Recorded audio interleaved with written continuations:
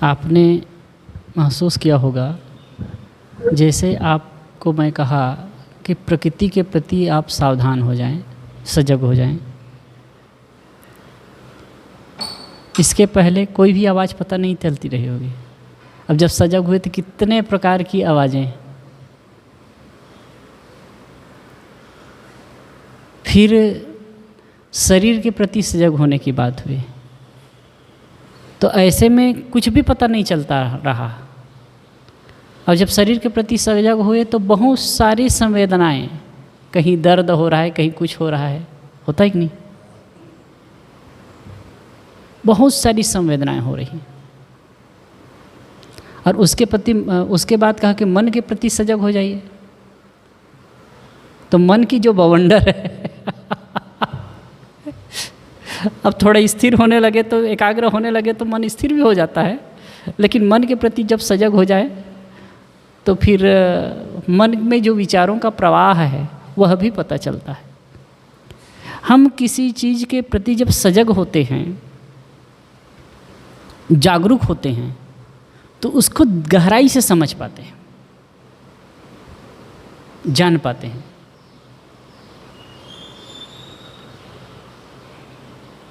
और सजगता ही हमको ज्ञान की गहराई में ले जाता है, सजगता ही हमें ध्यान की गहराई में ले जाता है। सामान्य रूप से समझें, हमारे पास क्या है? 3 साधन हैं। शरीर है, मन है और वाणी है। तन, मन और वाणी, इसको हम 2 रूप से दें, तन और मन, और तीसरी आत्मा, हमारा अस्तित्व।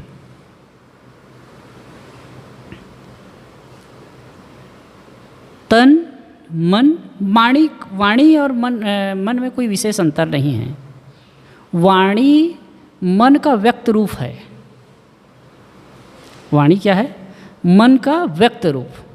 और मन क्या है? वाणी का अव्यक्त रूप। समझ रहे हैं ना? वाणी, जैसे कि एक उदाहरण बताते हैं, जैसे ट्रांजिस्टर है। ट्रांजिस्टर या फिर ट्रांजिस्टर बढ़िया उदाहरण है। ट्रांजिस्टर को चालू करिए लेकिन वायलोन नहीं खोले तो आवाज़ तो है लेकिन वो बाहर सुनाई नहीं दे रहा है। ठीक ऐसे ही मन और वाणी की स्थिति है। अब जब ट्रांजिस्टर की आवाज़ वायलोन को खोल दिए तो बोलने लगता है। ऐसे ही वाणी का अव्यक्त रूप, मन से तो आप बोल ही रहे हैं। अब आप जो मन से बोलते हैं ना, मन से सोचते हैं, शब्द में ही सोचते हैं, शब्द से बाहर जा ही नहीं सकते आप, शब्द में ही सोचेंगे। आकृति आएगी, शब्द आएगा, अब इसी से सोचना है, इससे बाहर कहाँ जाएंगे आप? तो हम सामान्य रूप से देखें, शरीर है, मन है और आत्मा है। एक तथ्यात्मक लगभग सबका अनुभव होता है। और प्रायः लोग कहते हैं, अरे संसार में सुख नहीं है। सभी लोगों को दुख का अनुभव होता है। बड़े बड़े दार्शनिक इस पर चर्चा करते हैं, संत महात्मा कहते हैं। एक योग दर्शन में आया है, जैकी सभ्य ऋषि और आवेट्य ऋषि की कहानी है। जैकी सभ्य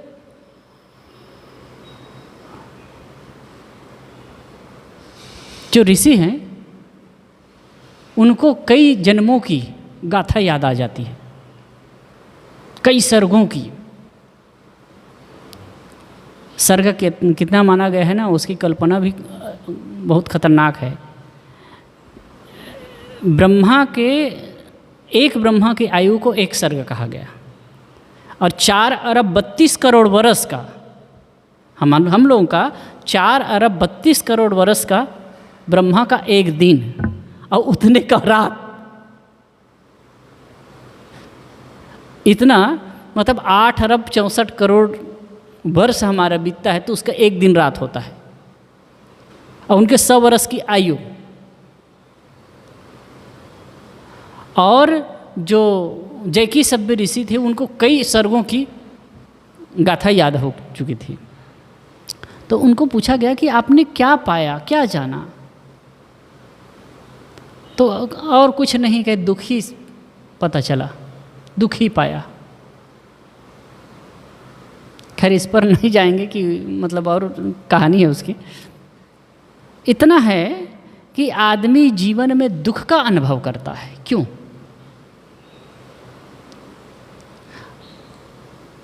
तन है, मन है और आत्मा है। आत्मा तो शुद्ध रूप है, आत्मा में कोई दुख तो है नहीं। अब एक चीज़ देखिए, किसी चीज़ का कोई स्वरूप हो, कोई गुण हो, तो उससे कोई परेशानी नहीं हो सकती है। जैसे पानी का जो गुण है शीतलता है, पानी के धर्म शीतलता है, उसमें ठंडकता होती है। अग्नि की उष्णता है, तो उससे परेशानी है क्या उसको? जीव में दुख नहीं है, इसलिए दुख से परेशान है। तो जीव को सुख स्वरूप कहा गया है। तो जीव में दुख नहीं है, तो दुख आता कहाँ से है? फिर जीव दुख रूप नहीं है, सुख रूप है। फिर दुख उत्पन्न कहाँ से होता है? फिर दुख का अनुभव क्यों होता है? दुख जब नहीं है अपने स्वरूप में। अब बात आती है शरीर का निर्माण कहाँ से हुआ है? किन चीज़ों से? पदार्थों से। मिट्टी, पानी, आग, हवा, इन तत्वों से बना हुआ है शरीर। तो क्या इन तत्वों में दुख है क्या? मिट्टी में दुख है, आग में दुख है, पानी में दुख है, हवा में दुख है, आकाश में दुख है। कहाँ है दुख? इसमें भी विश्लेषण करेंगे तो दुख ठहरता ही नहीं है।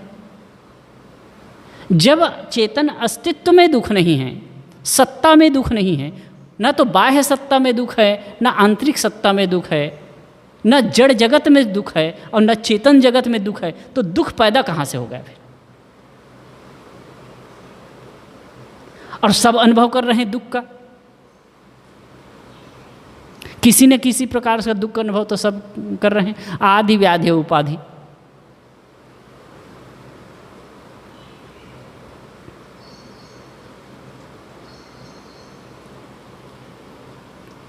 अब होता है कि जड़ शरीर और चेतन दोनों के संबंध से ये जीवन खड़ा हुआ। ये दोनों के संबंध में मन खड़ा होता है। दोनों के संबंध में, शरीर और आत्मा के संबंध में मन खड़ा हुआ।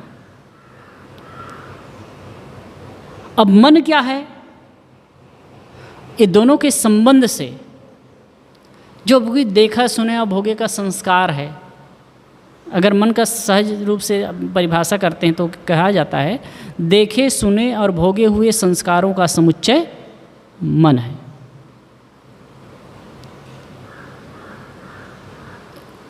एक तरह से कहिए कि बाह्यकरण और अंतःकरण। बाह्यकरण बाहर जानने के साधन हमारे शरीर है, जैसे आँख, नाक, कान, जीभ और चाम, ये 5 ज्ञानेंद्रिय है। 5 ज्ञानेंद्रियों के माध्यम से हम बाहर जगत को जानते हैं। लेकिन जानते हैं तो ये ग्रहण कहाँ होता है? आँख है, आँख ही तो रूप देखती तो है, लेकिन रूप का ज्ञान आँख को होता है क्या? ऐसा है, सोचता कौन है?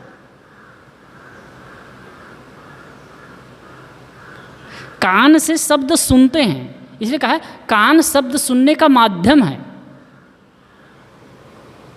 कान को शब्द का ज्ञान नहीं होता है, इसका तो कनेक्शन कहीं अलग जगह है ना, मस्तिष्क को, मस्तिष्क। लेकिन मस्तिष्क भी मन नहीं है।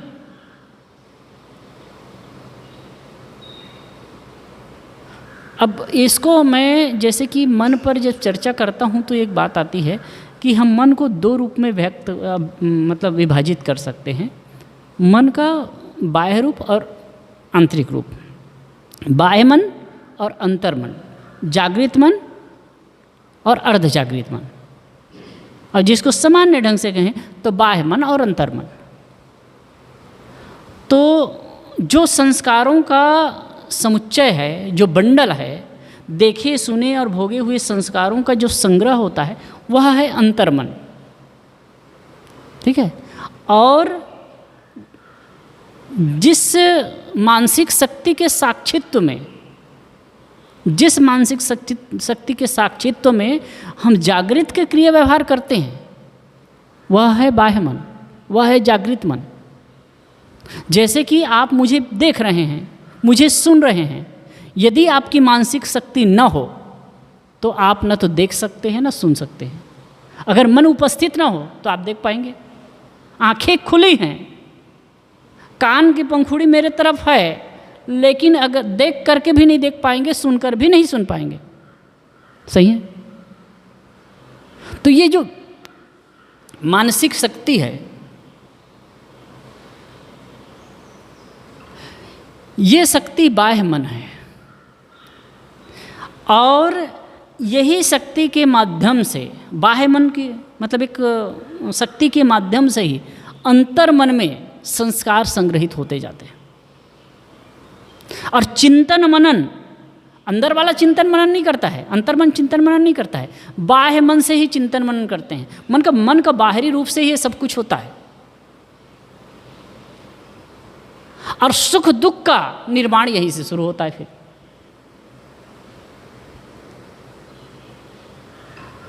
अब एक तरह से कहें तो न तो चेतन आत्मा में सुख है और न दुख है। सुख स्वरूप भले कहा गया, क्यों कहा गया? सुख दुख से कोई परे परपर, ना वहाँ दुख है और न सुख है। सुख की अपेक्षा क्यों होती है हमें? सुख क्यों चाहिए हमें?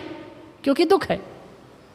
प्यास का दुख है इसलिए पानी चाहिए, प्यास का दुख है इसलिए पानी पीते हैं तो सुख लगता है। और प्यास न हो और पानी पिलाए तो कैसे लगेगा? भूख का दुख है इसलिए भोजन में सुख लगता है, लेकिन पेट भरा हो और कोई जबरदस्ती करे लो खाओ खाओ, तब क्या होगा?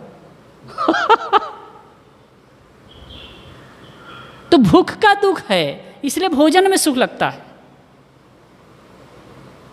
मोह का दुख है इसलिए कोई अनुकूल व्यक्ति आ जाता है ना, जिनसे हमारा मोह है वो आ जाता है तो उसमें सुख लगता है। अगर मोह ही ना हो तो दुख काहे का, सुख काहे का? मोह का दुख है इसलिए सामने वाला व्यक्ति जिनसे हमारा मोह है वो आता है, हमसे मिलता है, हमसे गले लगता है तो सुख लगता है। और अगर वो ना आए, हमारे मन में मोह नहीं है, तो कोई हो सकता है। इस पर अगर देखें रामायण की वो जो घटना बड़ा मार्मिक है। सीता जी को रावण जी हर करके ले गए। रावण सीता जी को हर करके ले गए और ले जाके अशोक वाटिका में बैठाए हैं। फिर हनुमान जी जब उनका पता लगाने के लिए गए हैं,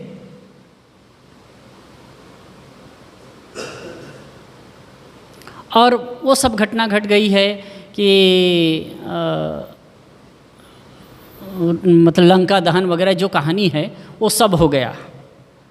और अंतिम में सीता जी के पास में गए हैं कि माता मैं जा रहा हूँ, और आप कोई संदेश देना चाहें, कोई प्रतीक देना चाहें, कोई चिन्ह देना चाहें तो आप दे दीजिए, ताकि मैं प्रभु श्री राम को विश्वास दिला सकूं कि मैं आपसे मिल करके आया हूँ। इसी बीच में वो तो अपना चूड़ा निकाल करके देती है और फिर बात करती है। कहानी बहुत सारी है लेकिन मूल पॉइंट पर आए। सीता जी ने कहा, धन्या खलु महात्मनो मुनिया सत्य सम्मता जितात्मानो महाभागा ऐसाम न यस्तः अस्तः प्रिया प्रिय। धन्या खलु महात्मनो, निश्चय है, निश्चय ही वे महात्मा जन धन्य हैं, निश्चय ही वे महात्मा जन धन्य हैं। मुनिया सत्य सम्मता, जो सत्य सम्मत हैं, मननशील हैं, वे महात्मा जन धन्य हैं, जिनके लिए ऐसाम न अस्तः प्रिया प्रिय, जिनके लिए न कुछ प्रिय है और न कुछ अप्रिय है। बड़ी गहराई की बात है यहाँ। कहे सीता जी कहती हैं कि धन्य है वो महात्मा जन, मननशील, चिंतनशील मुनिजन धन्य हैं, जिनके लिए न संसार में कुछ अप्रिय है और न कुछ अप्रिय है। कुछ अप्रिय नहीं है। वो कहती है, उनके मन का उद्गार, उनका भाव को लेकर के कवि कहता है कि वहाँ राम जी मेरे वियोग में रो रहे हैं और वहाँ यहाँ मैं रो रही हूँ। यही तो है। सीता जी कहती है मेरे वियोग में राम जी वहाँ रो रहे हैं और उनके वियोग में मैं यहाँ रो रही हूँ। वास्तव में धन्य है वो मननशील मुनिजन, जिनके लिए संसार में कुछ प्रिय है और न कुछ अप्रिय है। तो मोह का दुख है ना, इसीलिए अनुकूलता में कोई अनुकूल प्राणी मिल जाते हैं तो फिर अच्छा लगता है, सुख लगता है। इसी प्रकार हम कहें लोभ का दुख है, लोभ का दुख है, इसलिए पदार्थ मिलते हैं ना, वस्तुएं मिलती हैं, धन मिलता है, वैभव मिलता है तो सुख लगता है। और ये ना हो तो, अगर लोभ ही नहीं है। एक महात्मा थे, शायद इसको कबीर साहब के लिए जोड़ करके कहा जाता है। एक राजा थे, मिलने के लिए आए। अब कबीर साहब तो एकदम फक्कड़ ऐसे थे और छोटी कुटिया थी। तो आया, वो देखे, ज्ञान से प्रभावित हुए तो एक हीरा उनको दे दिए, कहे कि इसको रखिए। अब वो खुश हो गए। एक तो कहे कि वैराग की बात बताते हैं, ज्ञान की बात बताते हैं। उनके मन में कई बार होता है ना, लोग आते हैं तो उनकी दो मुही चाल होती है। तो एक तो रहा कि कितना वैरागी बनते हैं ये भी देखना है, ये भी रहा होगा उनके मन में, या फिर ये भी रहा होगा कि भाई ये इसको रखेंगे तो इसका दुख दूर हो जाएगा, उनकी दरिद्री दूर हो जाएगी। लेकिन कई बार लोग होते हैं कि तौलने की बात, तो उसको दे दिए। तो गए तो आप देखे होंगे छपरे का मकान होता है, तो वहाँ जैसे लकड़ी के होता है, सेंध रहता है, उसी में वो खोंच दिए, डाल दिए उसी में। अब वो जो राजा थे, बहुत समय के बाद में, 4-6 महीने के बाद में वो फिर आए, देखते हैं महात्मा को दिए थे, उसका क्या उपयोग किए। अब आके देखे तो जैसे तैसे, तो कहे कि महाराज जी मैं आपको कुछ दिया था, उसका उपयोग नहीं किया। तो कहे भाई उसका क्या उपयोग करता, रख दिया, मुझे क्या आवश्यकता उसकी। तो कहाँ रखे हैं? तो वही में जहाँ खोचे थे वहीं से निकाल के फिर दे दिए। महात्मा को कुछ पड़ी ही नहीं थी, क्या दुख है उनको। मैं एक दिन ऐसे बैठा था, एक सुन रहा था, सहवाग की बात सुन रहा था, बड़ा अच्छा बोले।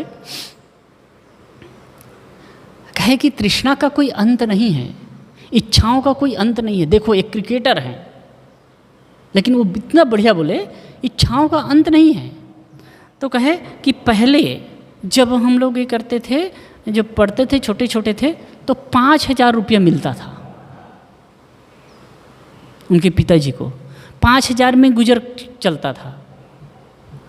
फिर वो कुछ बढ़ा, 10,000 हुआ, फिर 15,000 हुआ, फिर धीरे धीरे क्रिकेट क्षेत्र में आया तो लाख रुपया होने लगा। जब इंडिया की तरफ से खेलने लगे तो लाखों रुपये मिलने लगे। फिर उसके बाद में और बढ़ा, करोड़ों में हो गया। लेकिन जिस समय 1,000 रुपया, 5,000 रुपया मिलता था और 4-5 भाई बहनें हम लोग थे, माता पिता थे और उनके साथ में हम रहे, तो जिस समय, उस समय जो आवश्यकता हमारी थी वही आवश्यकता आज भी है, उससे कोई बढ़ी नहीं है। जैसे 2 कपड़ा पहनते थे वैसे पहन रहे हैं, जैसे रोटी खाते थे वैसे रोटी खा रहे हैं, जैसे रहते थे वैसे रह रहे हैं। तो आवश्यकता तो कभी किसी की बढ़ती ही नहीं है, इच्छाएं बढ़ती हैं। और कह के इच्छाएं हो तो तमन्ना, तो फिर ये हो गया कि मेरे पास महंगा प्राइवेट जेट हो, ये हो, बड़ा फ्लैट हो, अंबानी जैसे मैं रहने लगूं या अमुक जैसे रहने लगूं। तो सामान्य जब मकान में रहता हूँ, बढ़िया से रहता हूँ, तो इतने बड़े फ्लैट हो, उनके जैसे बिल्डिंग हो, तो इसका अंत थोड़े है। तो दुख कहाँ से हो रहा है? अगर आप देखेंगे बारीकी से ना, तो मन में इच्छाएं पैदा होती है और इच्छाओं से ही दुख खड़ा होता है, समझिए। और दुख का कोई कारण नहीं है, दुख का कारण है केवल इच्छाएं। तो न तो शरीर में दुख है, मतलब ना कहना चाहिए, न तो जड़ में दुख है और न तो आत्मा में दुख है। निश्चित ही जड़ तत्वों से शरीर बना हुआ है, कभी कहीं कुछ मतलब तत्वों का संयोग इधर उधर हुआ, कम बेसी हुआ, तो फिर शरीर में पीड़ा होती है, दुख नहीं होता है। पीड़ा हो जाती है, दुख नहीं होता है। अब ये भी मन के दुख, मन के सोच की वजह से, मन के दुख से वो बढ़ता है।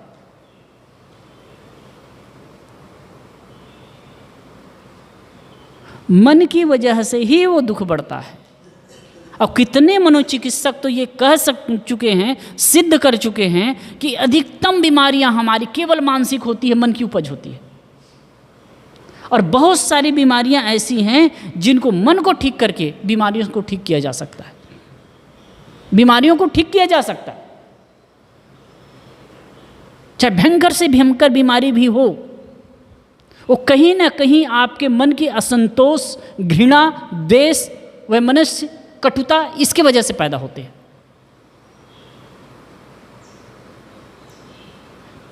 कई चीज़ें समझ नहीं आती हमको, और कई दो रोग ऐसे भी होते हैं वातावरण के, प्रकृति के हिसाब से हो जाता है। लेकिन आप समझ लीजिए, मन अगर स्ट्रांग है, मन मजबूत है ना, तो वो सबको उतना प्रभाव नहीं पड़ता है। एक यहीं आते थे, एक शांति भाई करके, आजकल नहीं आ रहे हैं, शरीर है कि नहीं है तो पता नहीं।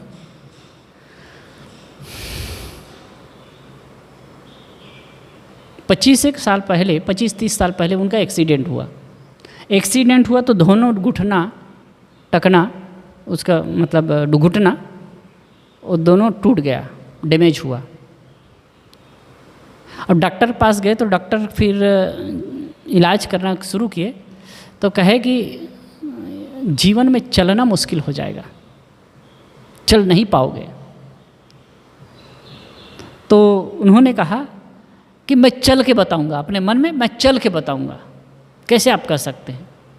मैं चल के बताऊंगा, एकदम दृढ़तापूर्वक। और कहे इलाज कराने के बाद आया, और उसके बाद में धीरे धीरे और करने लगा, चलने लगा। 3-4 महीना में चल करके उनके पास में गए तो कहे कि डॉक्टर आंखें फाड़ करके देख रहा था कि ऐसे कैसे हो सकता है। वो अपनी घटना बता रहा था। तो हमारी सोच की वजह से ना, सोच सकारात्मक है, सोच पॉजिटिव है, तो हम बड़े से बड़े जो कष्ट है उससे जल्दी अपने आप को बचा लेते हैं, उबार लेते हैं। और सोच कमज़ोर है, सोच नेगेटिव है, तो एक मनोविज्ञान तो ये भी कहता है कि यदि कोई मतलब भावपूर्वक स्वीकार ले कि मेरी मृत्यु होने वाली है, मैं मर रहा हूँ, तो मर जाएगा वो। कहने का अर्थ है न तो दुख शरीर में है, तत्वों में है, और न ही दुख अस्तित्व में है, चेतना में है। न तो बाह्य अस्तित्व में दुख है और न आंतरिक अस्तित्व में दुख है, आपके अस्तित्व में दुख है। दुख होता है केवल मन से। मन से हम गलत सोच करके, इच्छाओं को बढ़ा करके दुखी होते हैं। और इच्छाएं सम हो जाए ना, ऐसे समाधि शब्द का प्रयोग करते हैं ना, समाधि, सम आधि, आधि नाम मानसिक कष्ट, मानसिक कष्ट का जहाँ समापन हो वही समाधि है। और मानसिक रोग क्या है? मानसिक रोग क्या है? इच्छाओं का और इच्छा तृष्णा की बढ़ोतरी होना। इच्छा और तृष्णा ही तो मानसिक रोग है। इसी से तो लोग पीड़ित होते हैं, दुखी होते हैं, परेशान होते हैं। यह ठीक हो जाए, यह रुक जाए तो जीवन में दुख का कोई कारण नहीं। तो शरीर है, शरीर दुख का कारण नहीं है। निश्चित है शरीर धारण किए हैं तो शरीर संबंधी, अब अगर शरीर को हम सुख का कारण मानने लगे तो दुख का कारण बन जाता है। जैसे कि बढ़िया चीज़ बने, जलेबी बने या अमुक चीज़ बने, अरे खाने में मज़ा आएगा, खाने में मज़ा आएगा मतलब सजा भी होगी। अगर शरीर को सुख का कारण मानेंगे तो दुख होगा। और जो भी इच्छाएं हैं, जो भी इच्छाएं हैं, मैंने कहा ना मोह का दुख है तो किसी से मिलने में सुख होगा और उसके बिछुड़ने में दुख होगा ही।